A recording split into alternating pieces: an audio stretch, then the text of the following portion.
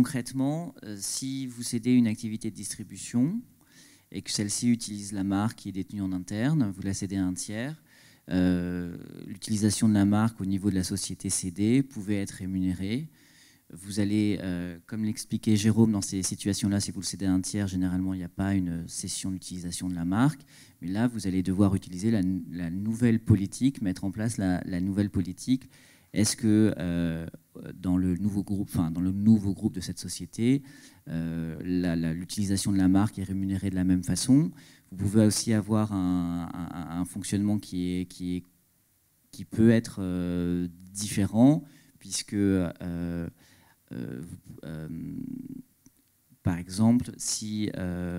encore une fois dans un exemple d'une société qui procédait à de la fabrication, à de la distribution, si dans le nouveau groupe dans lequel cette société a été transférée, vous avez des fonctions, enfin l'activité de fabrication est distincte de l'activité de distribution, vous pourrez avoir potentiellement après une opération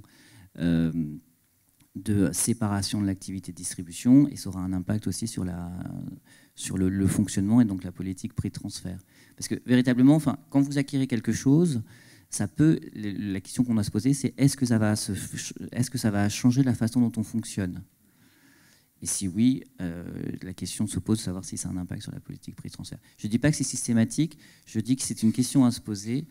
et en tout cas au niveau du vendeur, d'autant plus si vous aviez au niveau de la société cédée des relations intra-groupes, vous savez que vous aurez un impact sur sa politique prix de transfert et la façon dont vous aurez à documenter les transactions intra-groupes, puisque concrètement, vous n'aurez plus ces flux.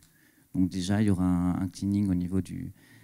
niveau du vendeur. Et de l'acheteur, possiblement aussi, si là aussi on est en présence de mise en place de nouvelles relations intra-groupes.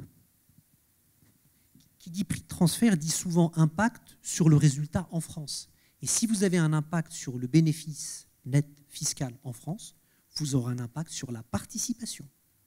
Et donc aujourd'hui, on voit une montée des contentieux, et au moins pour 2 d'entre eux, ils sont devant la Cour de cassation, et nous attendons avec beaucoup d'impatience, je pense que la Cour de cassation devrait se prononcer en 2018, sur est-ce que les représentants du personnel peuvent, à l'occasion d'une restructuration, d'un carve-out en particulier, contester la politique de prix de transfert qui a eu un impact à la baisse sur la participation et obliger l'entreprise, indépendamment de son résultat fiscal, à recalculer un résultat fiscal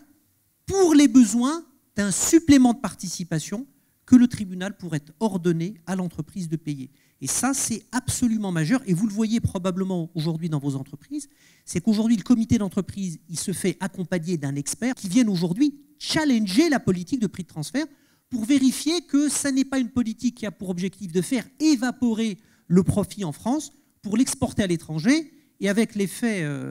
pour les salariés négatif, ma participation baisse. Donc ça, les prix de transfert, c'est absolument un sujet majeur et central.